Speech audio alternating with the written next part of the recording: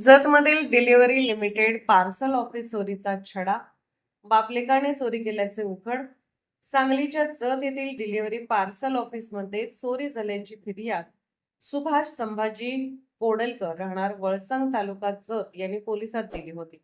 त्या दृष्टीने तपास करीत असता एलसीबी सांगली पथकाला गुप्त बातमीदाराकडून मिळालेल्या माहितीनुसार सदर चोरीतील इसम पंढरपूर रस्त्यावरील नागस फाटा येथे येणार असल्याची माहिती मिळाल्यावर त्या ठिकाणी सदर वर्णनाचा एक तरुण थांबलेला दिसून आला. त्याला ताब्यात घेऊन चौकशी केली असता त्याने आपले नाव वैभव बबन जाधव, वय वर्ष 25, राहणार ढोसेवाडी, मधने वस्ती, खटपळ, तालुका बारामती असे सांगितले.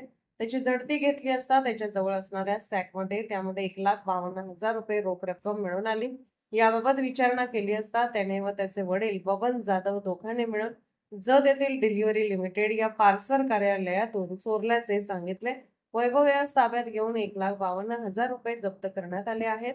या चोरीतील दुसऱ्या संशयित वैभव याचे वडील बबन जाधव हा रेकॉर्डवरील गुन्हेगार असून तो फरार आहे. त्याच्यावर कोल्हापूर, अहिल्यानगर, पुणे, सोलापूर, नाशिक, धाराशिव येथील कुरिअर ऑफिसमध्ये चोरी केल्याचे गुन्हे नोंद आहेत.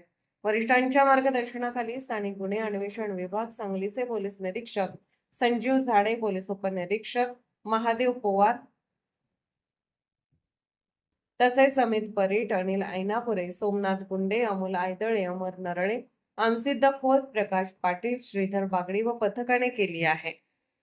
महाराष्ट्र वेद न्यूज साठी मुख्य संपादक लक्ष्मण सनगर, कवठे महांकाळ.